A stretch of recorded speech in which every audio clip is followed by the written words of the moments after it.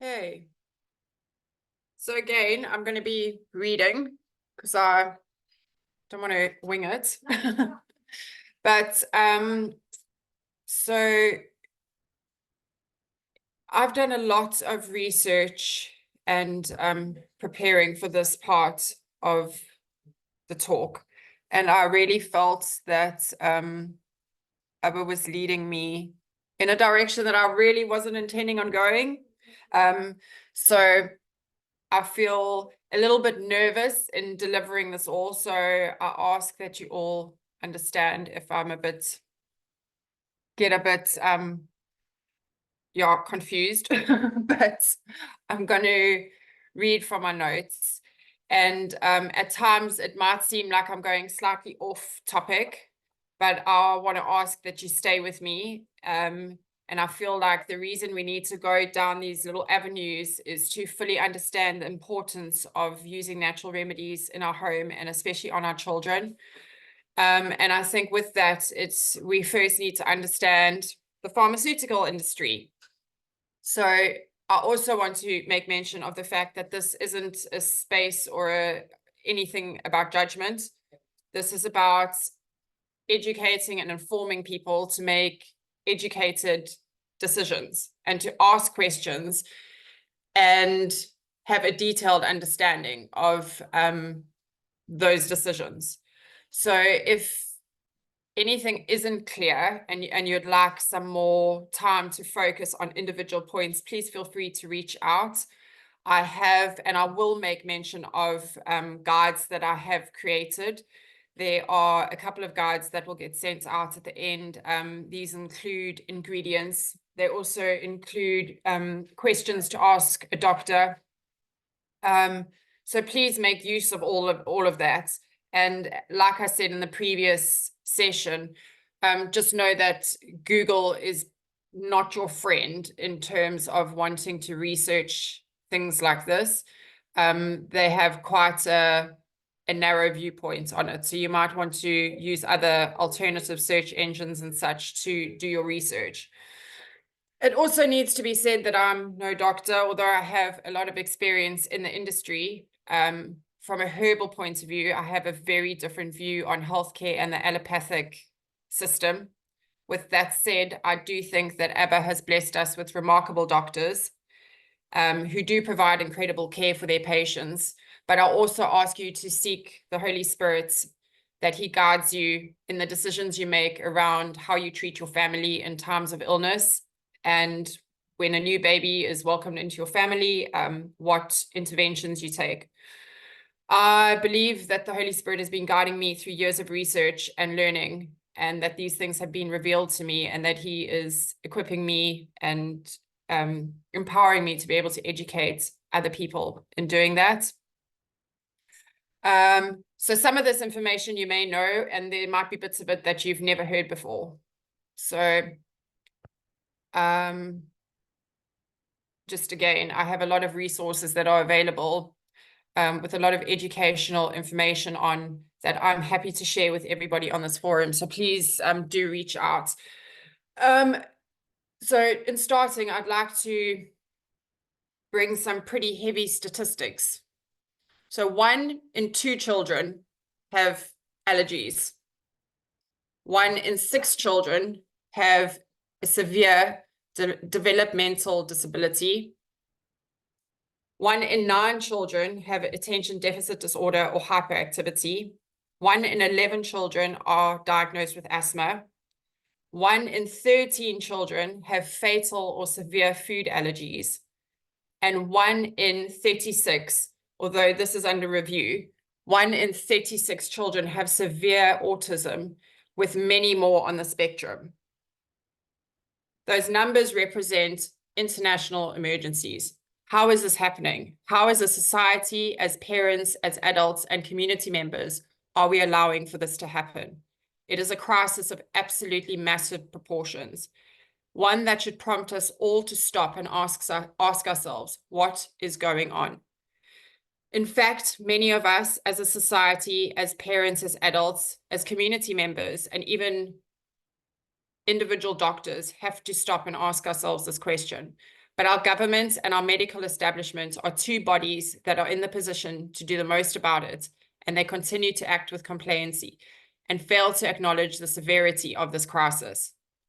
Some people claim that the massive increase in cases of chronic childhood illnesses is a result of better diagnosis.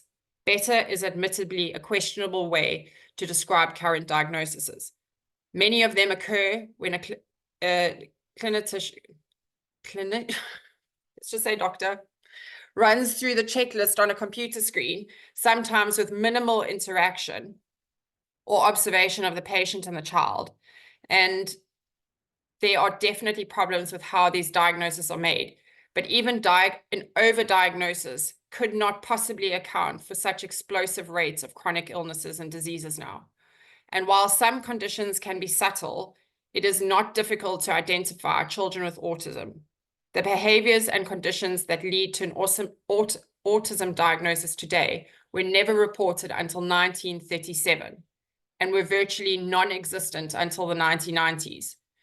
Today's parents need to be empowered with the understanding of the value of shepherding our children through these types of illnesses. Anytime a fever-reducing medicine, an over-the-counter medicine, or an antibiotic is used when it is not truly needed, a real disservice is done to the child. This change will require not only a new understanding of how our immune systems develop, but also the courage on the part of today's parents to reclaim the human experience of undergoing and overcoming illnesses. In November 1890, a 28-year-old surgeon named William Coley amputated the forearm of a young woman named Bessie Deschelle. Bessie was a dear friend of John D. Rockefeller Jr. Deschelle was afflicted with a malignant bone tumor in her hand. Coley had recently joined the staff of New York City's Memorial Hospital to work under Dr. Joseph YHVH.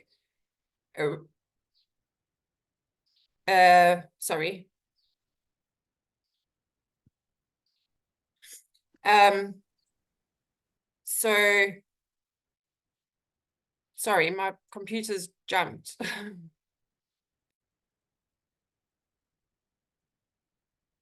So Dr. William Coley amputated the forearm of a young girl.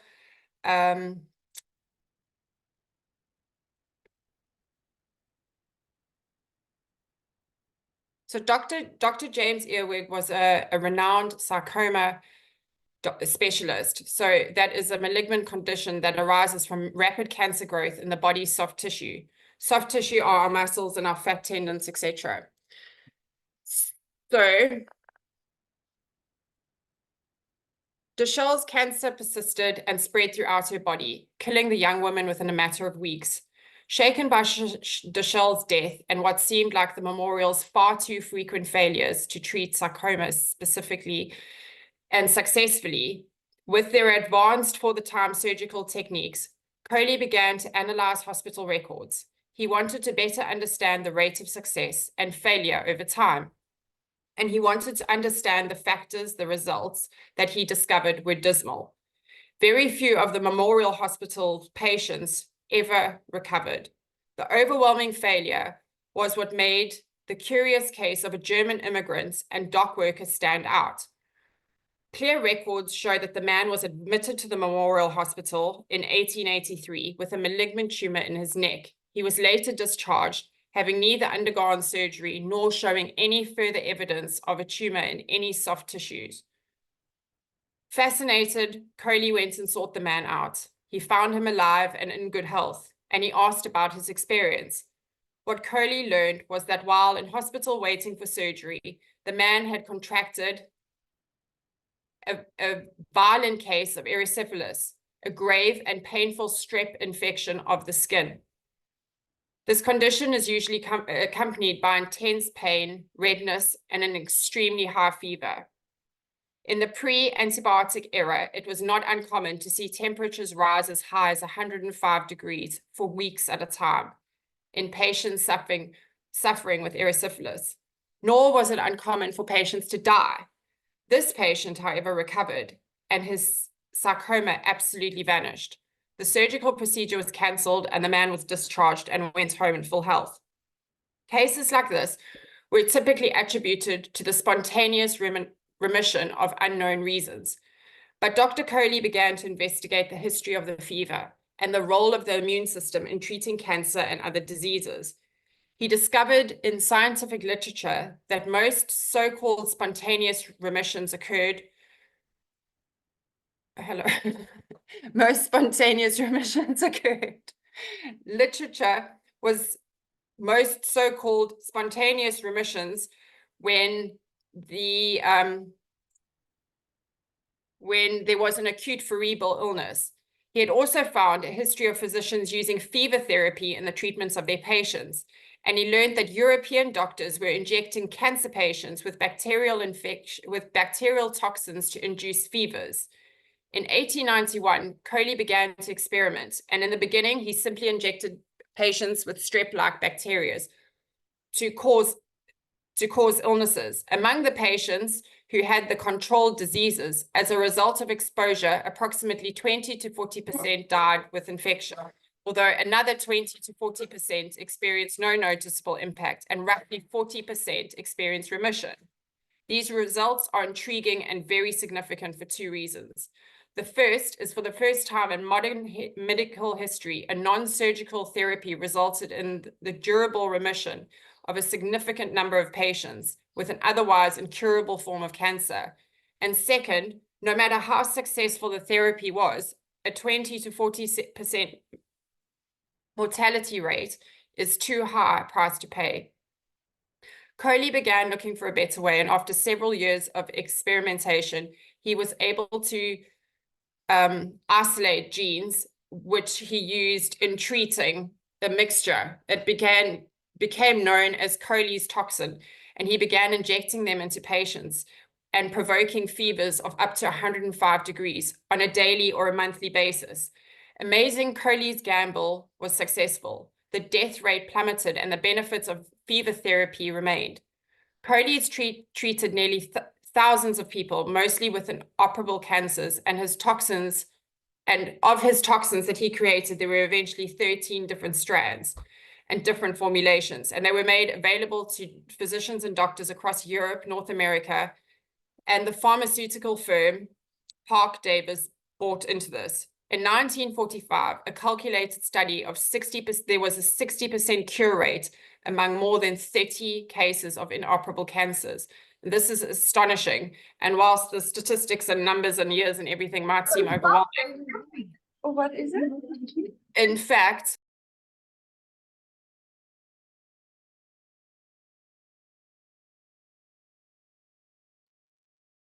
sorry, Kirsty, I wanted to mute the other person and they jumped off and I muted you.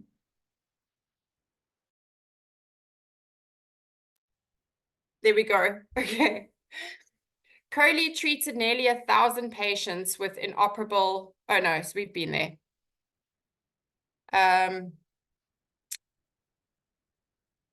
In 1894, Coley's toxins were criticized severely by the Journal of American Medical Association, which declared there is much a question of this entire failure of the toxin injections as a cure for cancer and malignant growths.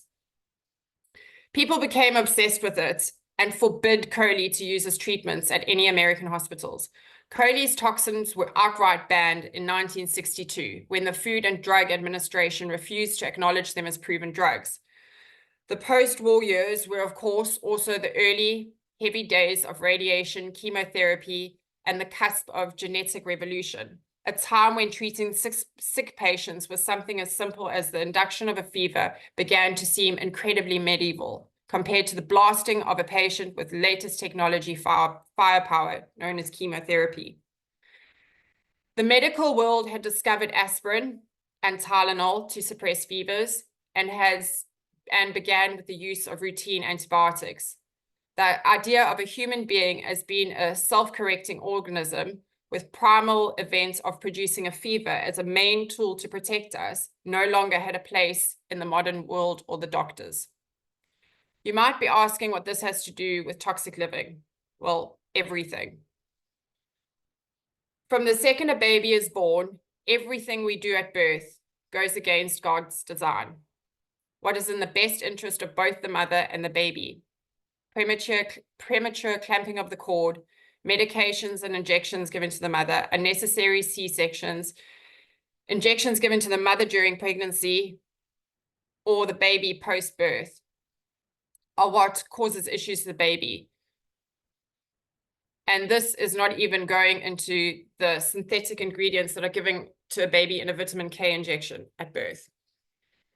Did you know that the vitamin K shot given to infants at birth comes along with a black box warning? You might be asking what a black box warning is. The black box warning is the strictest warning that can be issued by the FDA for a drug due to its ability to cause severe reactions, including permanent disability or death. Abba Father has made absolutely no mistakes in the blueprint for our health and wellness, and it has been so carefully thought out and planned. Not only do childhood illnesses and viruses build long-term immunity to diseases, they provide protection against other diseases later in life.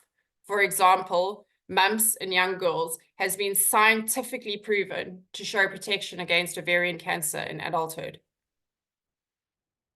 Western medicine may have some good points and can be helpful in some emergencies, but it's high time that people realize that today's mainstream medicine, Western medicine or allopathic medicine, with its focus on drugs, radiation, drugs, surgery, drugs, and more drugs, at its foundation is a money-spinning Rockefeller.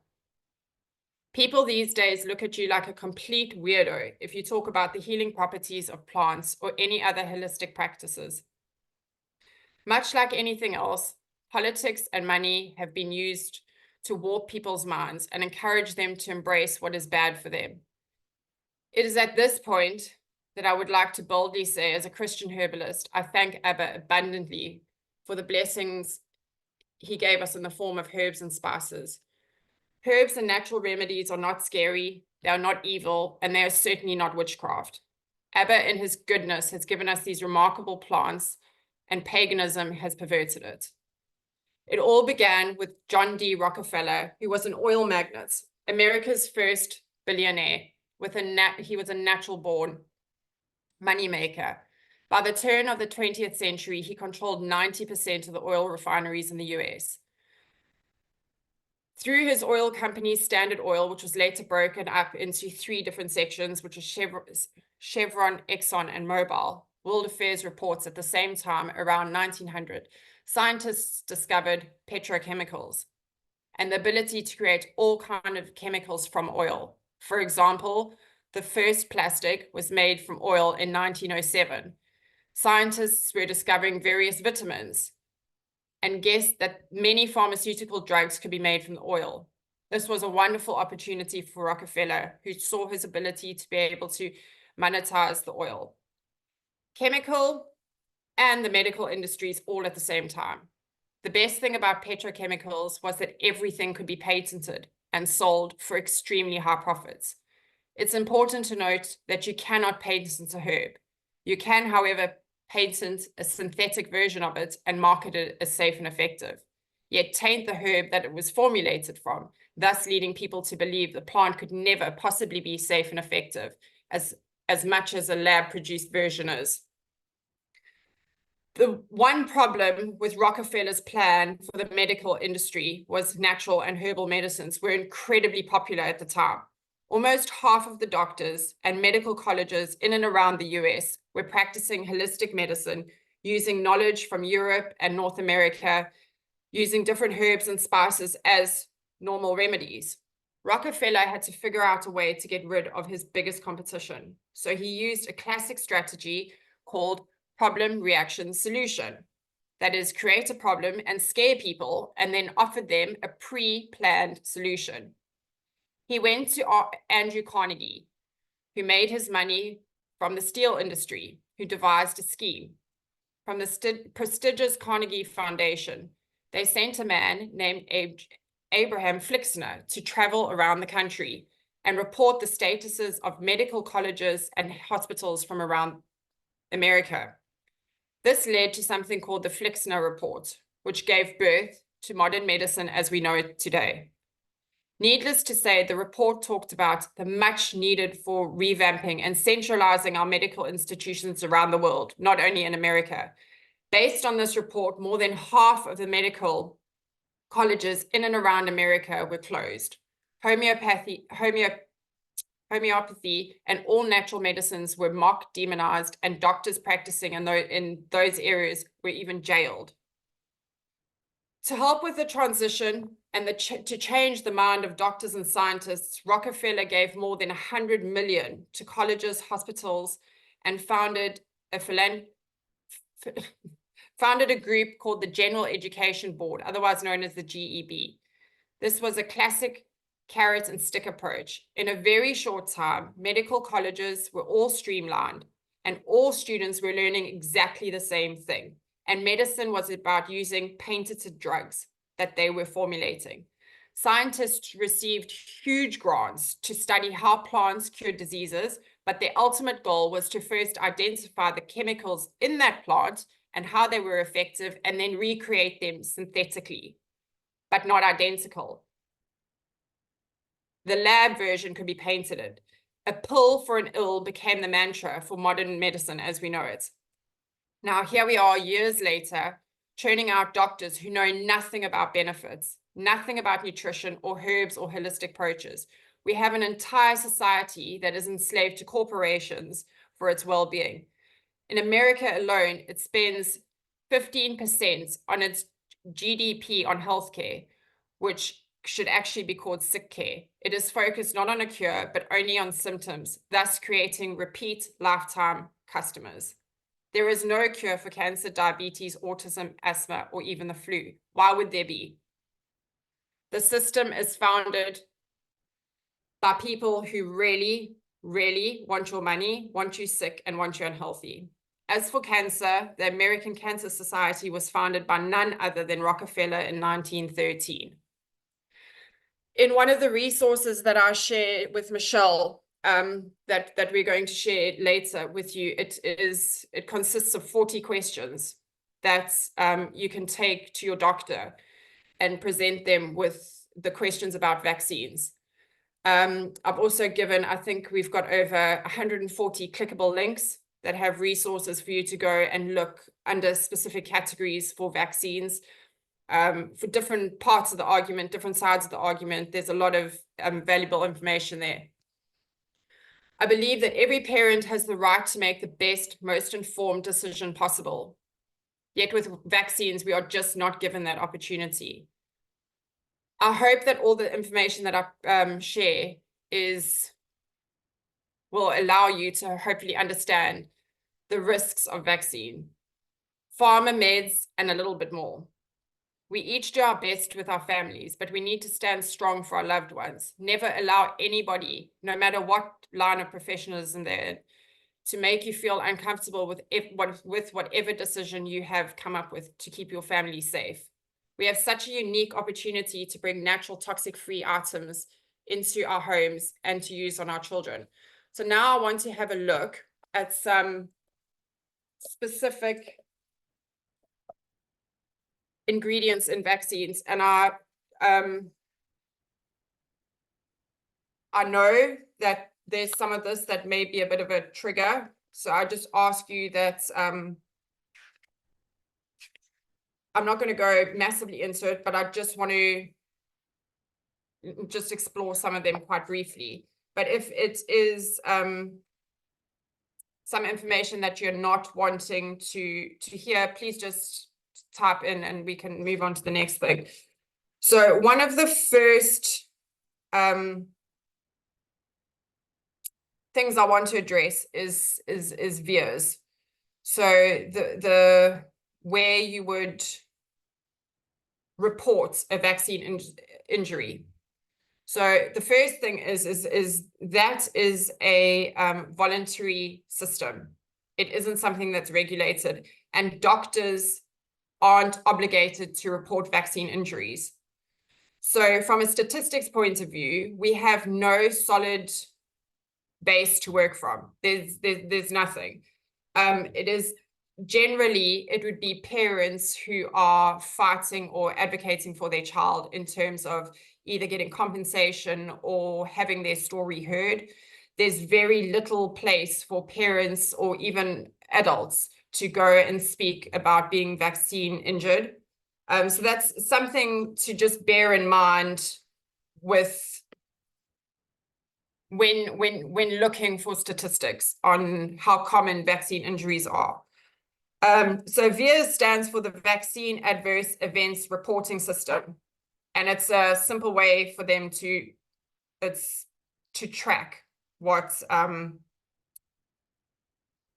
any of the side effects or unwanted effects of a vaccine are. So most doctors don't know how to identify an adverse event or reaction to a vaccine because they don't read the inserts and they are taught by the same institutions we've just learned about that vaccines are safe and effective.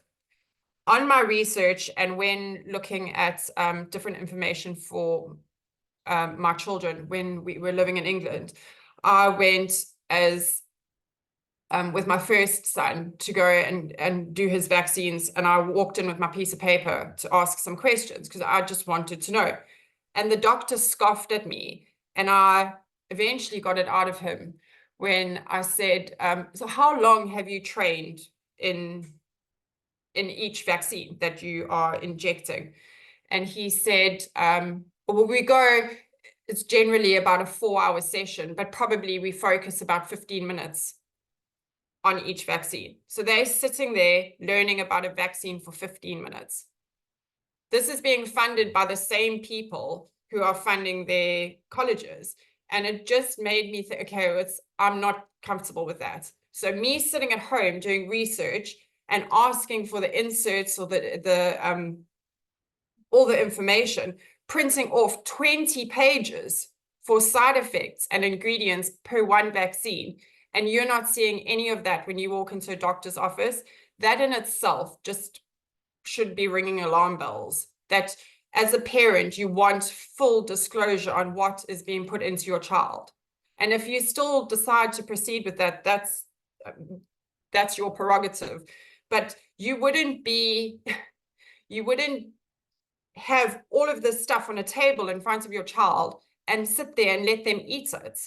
Like there's things that are in ingredients and in foods and stuff that we know are toxic. So we really need to inform ourselves and make informed decisions when it comes to the medication, the vaccines, and the toiletries and things we're using on our children.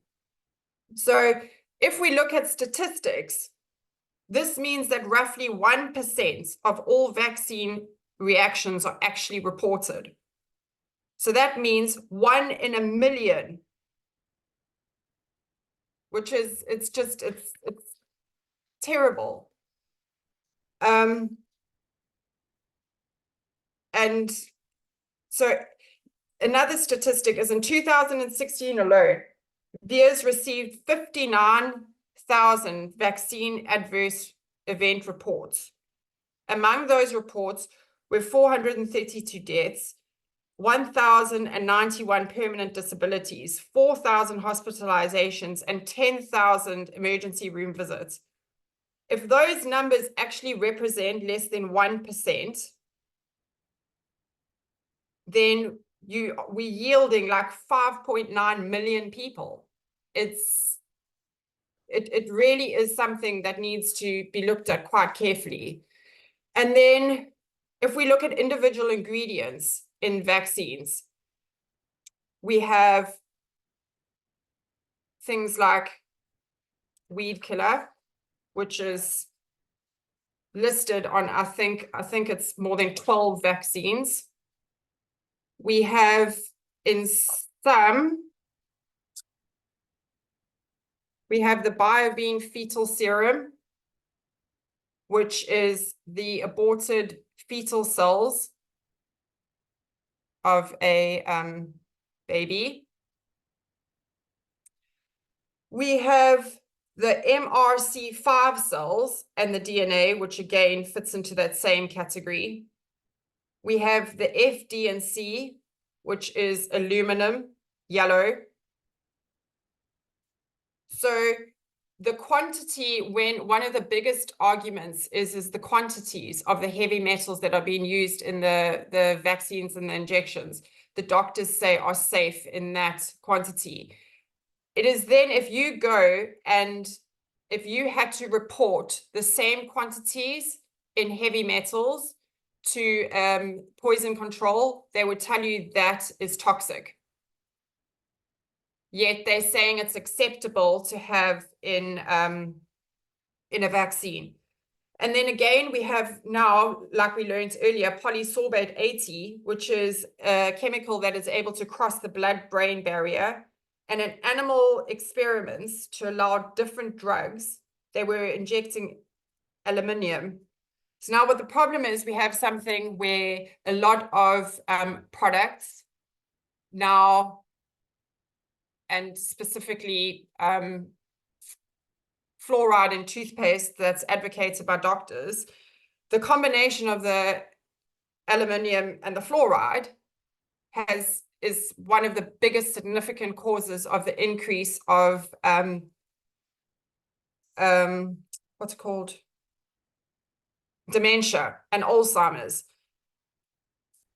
And it's absolutely alarming to know that when you go to certain countries, so even in England, they are using fluoride in the water.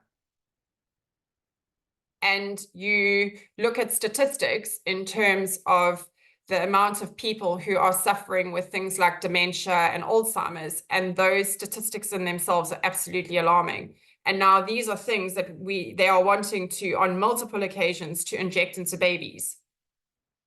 So in the guides that I provide, there's a breakdown of all the information that is contained and the ingredients broken down into different categories of what vaccine they go into and the corresponding vaccine. So it's all color coded, so you can go and look at that. And that is something I would really urge everybody to, before you have children, if you've got children, really pray into and ask Abba Father to reveal what he wants you to do and how he wants you to be able to deal with these things. And the reason I gave this whole history of Rockefeller and dealing with fevers and that doctor in the 1800s and everything is because I think it gives us a really important lesson in being able to understand God designed us the way he did for a reason. He had a blueprint for our health. And industries like this have come to taint that. They know that. They know what they're doing and they know what they're causing our bodies to do. And I firmly believe that if we're in a position where we are equipped and empowered to make better decisions for our family and to be able to utilize things in our garden or spices and food and herbs as remedies, you shouldn't be needing to do those things.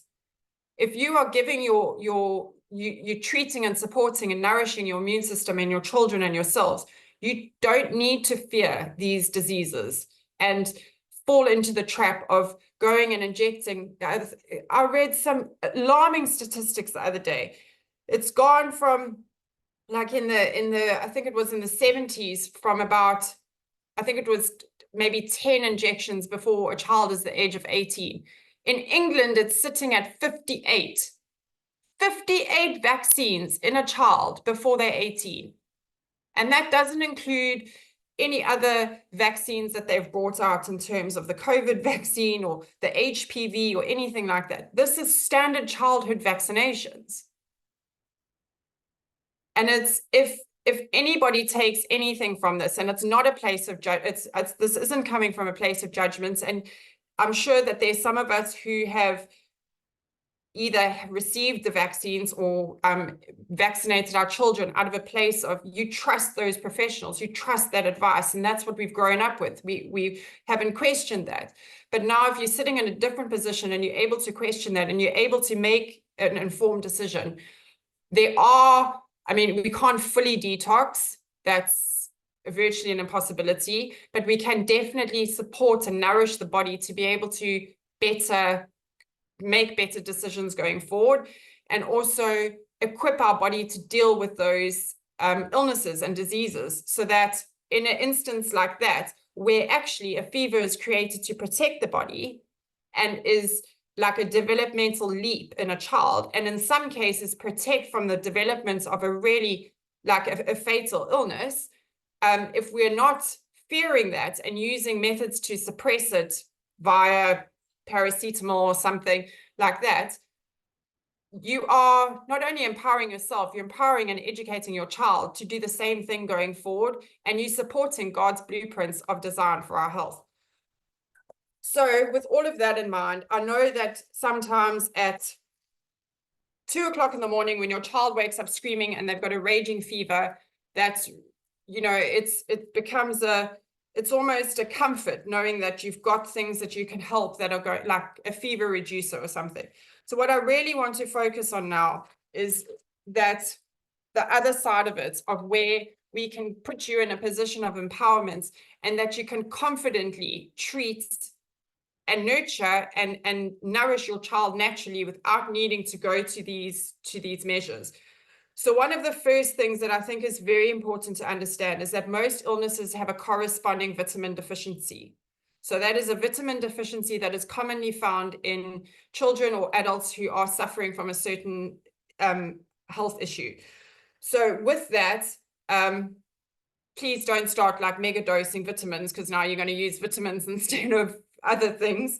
It's very important to have a balance of, you know, especially eliminating synthetic forms of vitamins. Synthetic forms of vitamins are often filled with bulking agents.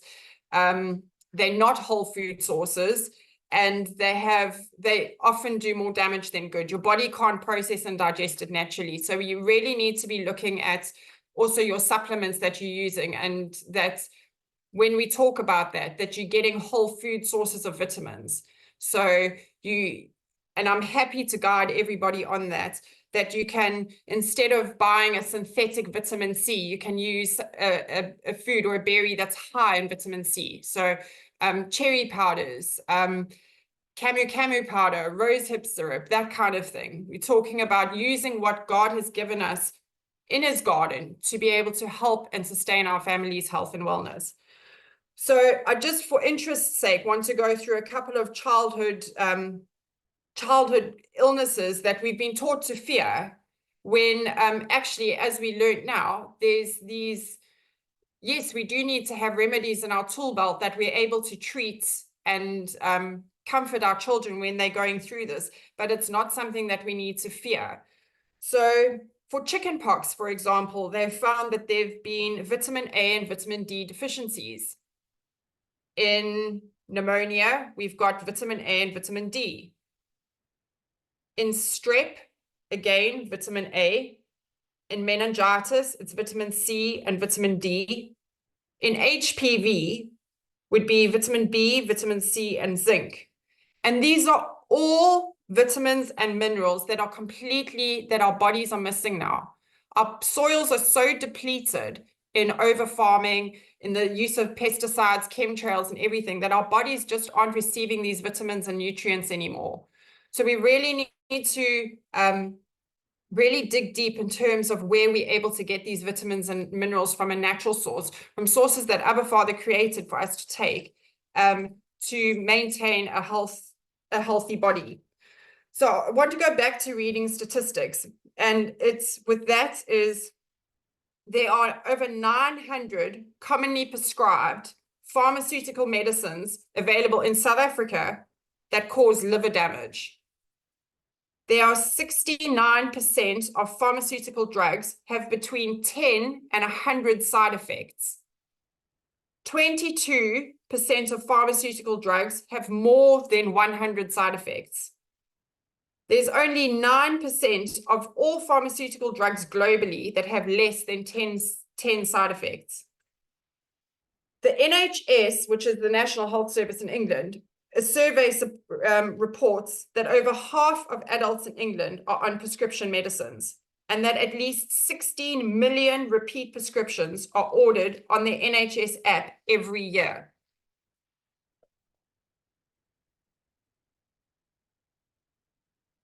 So in England, it is said that between 30 and 35,000 adults with learning disabilities are taking psychiatric medicines when they do not have the health conditions that the medications are actually prescribed for.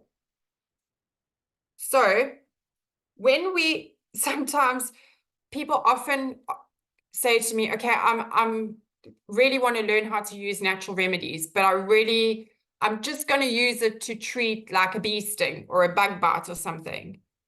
There's no ways that something natural can be effective treating something so big. There have been studies done in different parts of the world where they've used turmeric to treat and support people who've got major psychological problems, where they've introduced turmeric, and turmeric has been more effective in supporting them than a prescription medication was. The study was squashed because it obviously, they can synthetically create those same mechanisms in the lab. So nobody hears about that.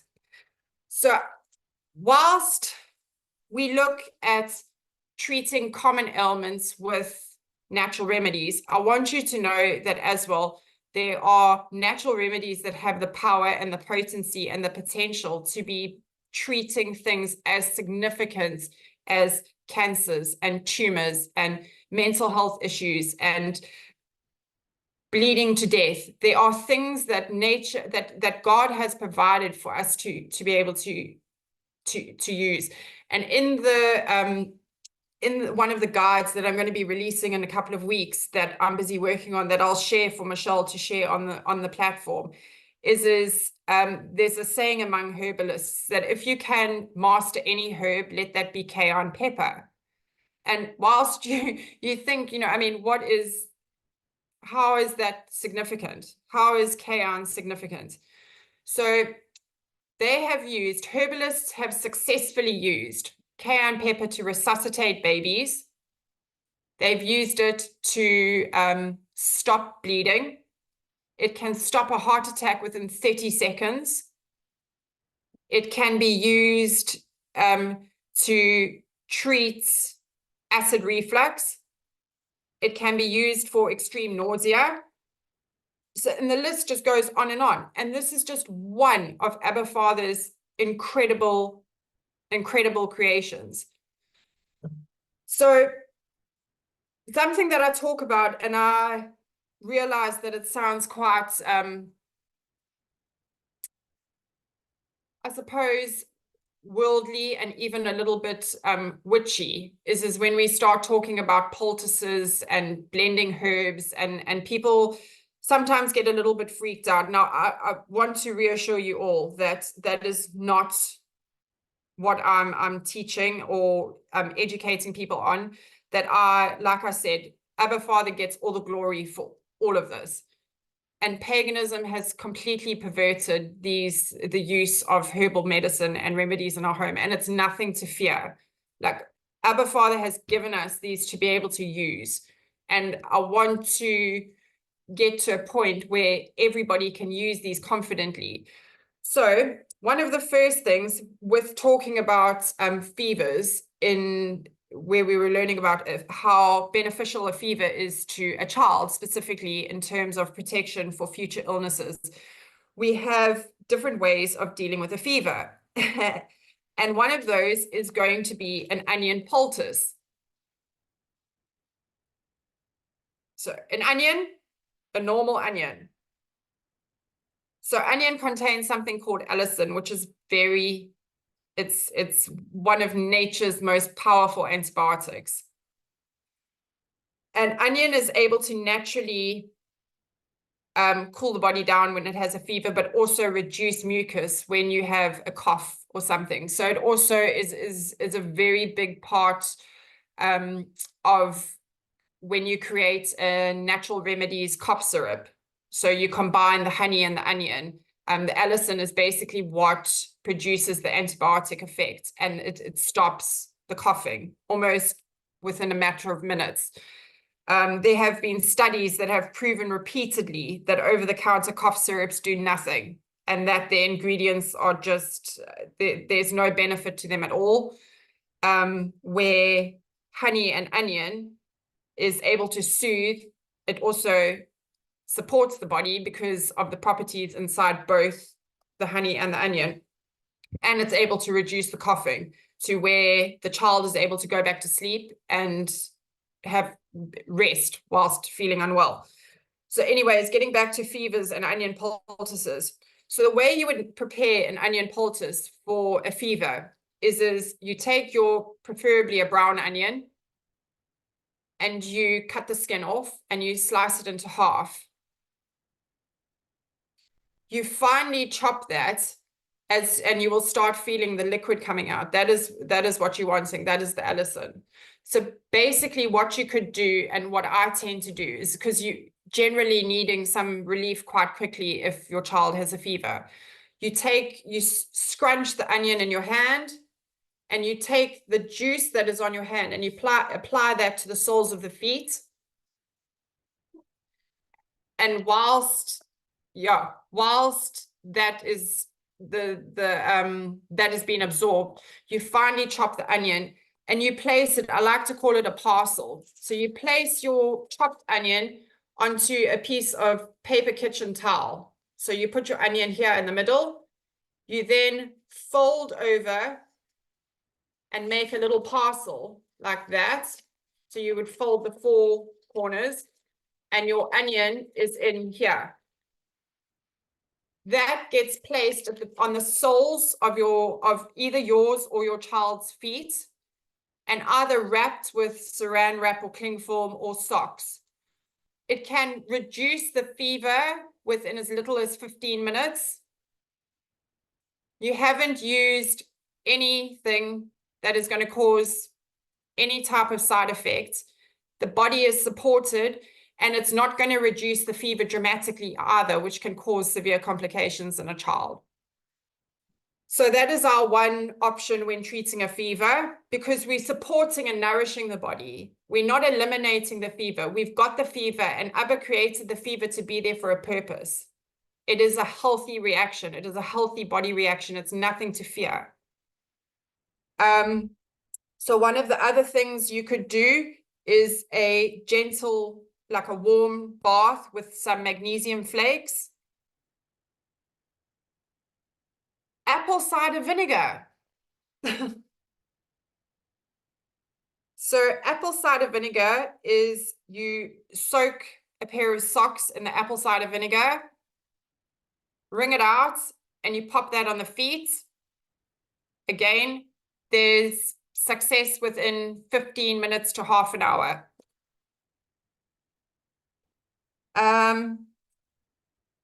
So when we're talking about fevers as well, obviously a nourishing homemade soup, because dehydration in children is very common with fevers. So a fever might make them sweat excessively and lose very important minerals. This is why you need to ensure that your child drinks enough fluid throughout the day to compensate for any electrolytes that they are losing. So a nourishing fever soup may be one of the best ways to support a child in that. You could also do an apple cider vinegar bath. And this is one of the most popular home remedies to reduce fevers in children, and it's been used for absolute decades. You could alternatively also drop a few drops of apple cider vinegar to a warm compress and put that on their head and soak the socks in water. Because remember, we don't want to dramatically drop a child's fever. We don't want to suddenly just put them in a cold bath. You know, we want that to come down nice and slowly. And also just bear in mind that if it's something that you're feeling anxious about, that your child is going to pick up on that. So in terms of switching over to natural remedies, there are, I mean, the list that I share is quite extensive. We go through tummy bugs, of administering activated charcoal, castor oil, organic rice water, coughing, we do garlic salves, there's tinctures and teas, there's cough syrups, there's nature's form of aspirins to make forehead packs for headaches and that. So there's a lot of resources in these guides, but it's also, you need to, as a mom, as a parent, as someone who's, going to start introducing these remedies into your home, know that you are able to use those confidently. And also, like I said, pray for discernment. Pray that Abba Father reveals to you what areas he wants you to start making these changes in. And just know that there is another way, and that I firmly believe that Abba Father has created all of this with being able to treat and maintain our family's health and wellness with this in mind. So I think that, I think it would be amazing if we could maybe do another one where we can go specifically into, like, more in depth into, making garlic salves and honey and onion cough mixtures, and just giving people the empowerment to equip your natural remedies cabinets and have those, that, heading to the pantry becomes your first port of call, as opposed to running to the doctor or going to the pharmacist. Yeah, I think that's, should we see if anybody has any questions, or do you have any questions, Michelle? I have some. So you mentioned like turmeric, and you mentioned cayenne pepper. Yeah. So with store-bought spices, like, because that's the thing, like, where do we get something that's actually nourishing? Because I assume that they all differ, and are made differently, because we can obviously taste it coming from South Africa to Canada. There's a difference in the taste of spices. And so, like, if I wanted to use it, I can't just go to the store and just buy the first thing I see. Yeah. Do you have any advice on that? So often what I've found is, and I've found since coming back to South Africa, when we were in England, you generally able to find health food shops and things where you can go and get unprocessed spices, or choose in bulk some fresh spices and just herbs and things. Whereas in South Africa, it's a little bit harder. There are places you can get it. So I would definitely, like we've learned with labels, there's a lot of deciphering that needs to be done. There are places that sell, clean grown organic spices or herbs or something. So it's a case of, I think, location wise, just really digging into that and finding where you can find those clean sources for things. I think also a good forum to ask on would be like on a like a crunchy moms group, like on Facebook or something in your local area. Just kind of find out where people get their products from. I think the thing is that globally there's no one place that everybody can get their stuff from. It's not possible. So I think, if you can't be growing it and drying it, then find a source local to you that has clean products. Yeah. I do have, so the onion, Yes. what is it in the onion that actually brings down the fever? It's just for interest. So there's the compounds in, and the buildup, not buildup, the makeup of the onion. So garlic and onion contain, it's called allicin, or people pronounce it differently. And that is what works in, that is the potent part of both the garlic and the onion that works in combating the fevers or supporting the immune system. And it is, have you ever heard of, there's that old wives' tale, or where you, in the olden days, where they used to slice an onion and used to put it in the room if someone was sick. Yeah. So it kind of works on a similar concept of it being able to absorb those impurities. But it's naturally nourishing and supporting the body and the immune system in doing that.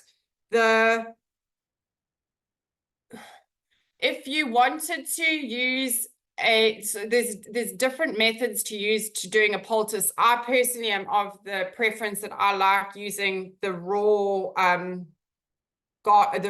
onion, and some people prefer they kind of saute it and use it a bit warm. I personally have found better results with using it completely raw and cold. But yeah, if you wanted to look online in terms of different ways of utilizing onions for poultices and that, you might see some conflicting information, and I think it just comes down to preference of which way you're wanting to do that.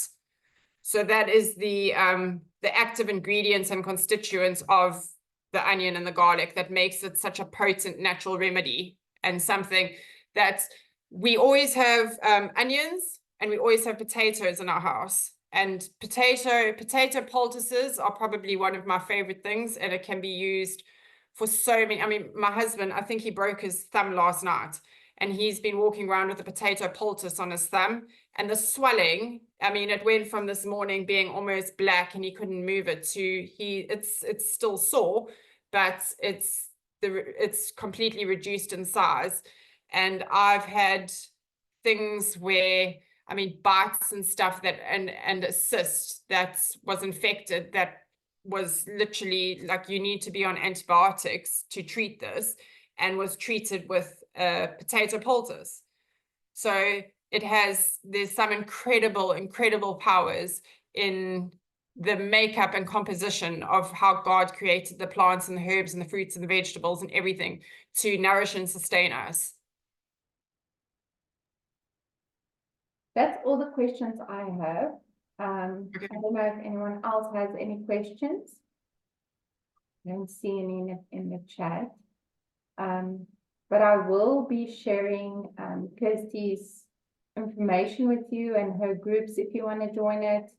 Yeah, if you watch this recording after the session, just join and ask for it. I'm happy to share it with anyone. And then Kirsty will definitely talk about doing another session with just some more information on, you know, your basic herbs and what they can help Yeah. with. I think maybe like a practical lesson on the preparation of making some of the herbs and the cough mixture. I mean, the cough mixture is a phenomenal one to have on the ready going into winter. And that is literally, you slice, obviously children under the age of 1 shouldn't be using the honey, but you can do it with another method of using the honey with sugar. But a natural cough syrup going into winter, and I know that you guys were struggling with sickness a little while ago. So you basically slice onion into you know, the rounds, that put it in a jar and cover with honey, and you leave it for 20 minutes.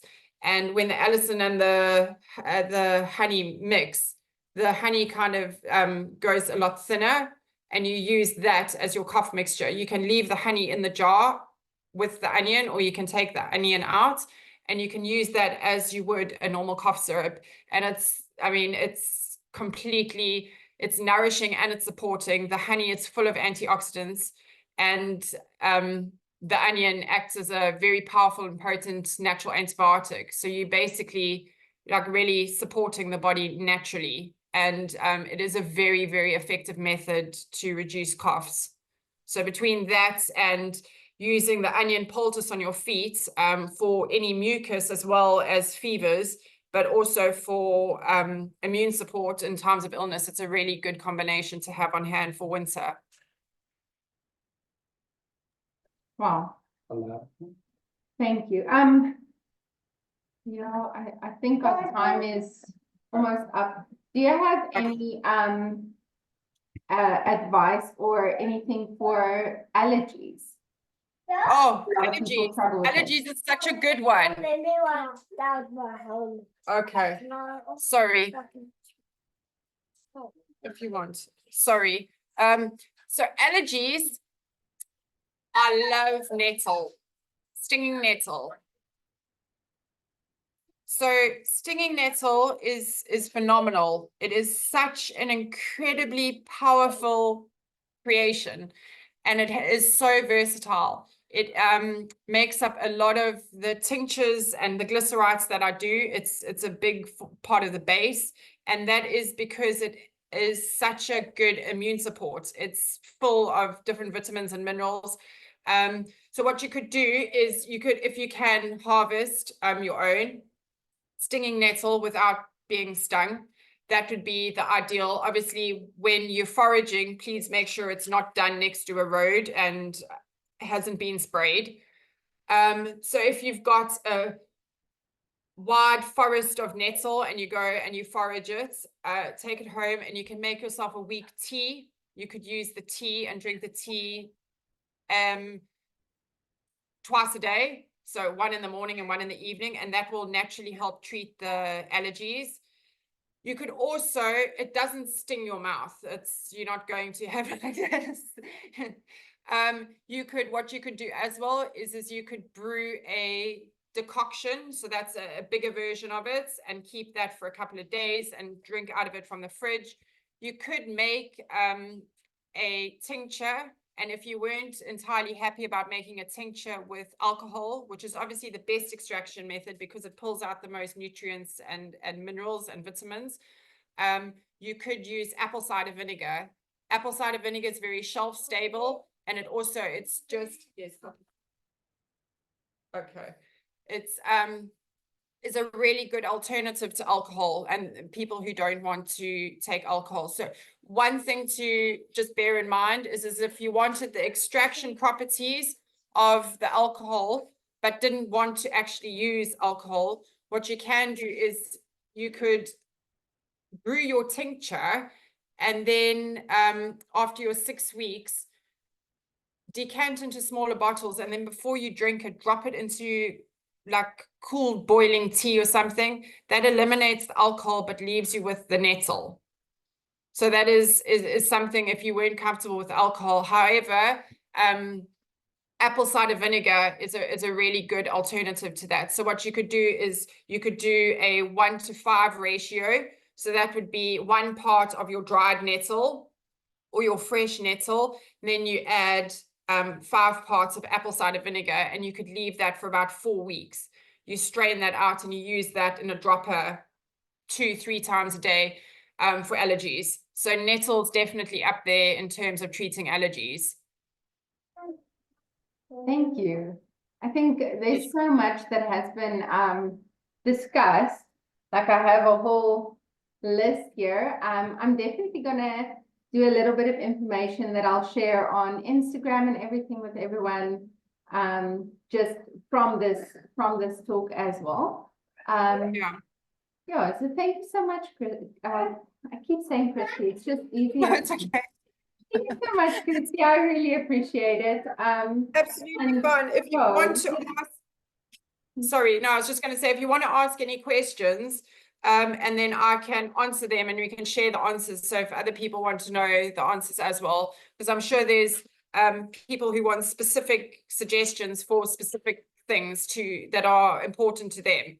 So there is, just know that there is an Abba Father created an alternative to everything. And it's just about finding someone who you trust, who you can work with, that can guide you. And there is another way of doing it. It doesn't have to be in a doctor's office with a pharmaceutical. There are other ways of treating and dealing with things. Yeah, I think if you can find it in a drugstore, you can find it in your garden.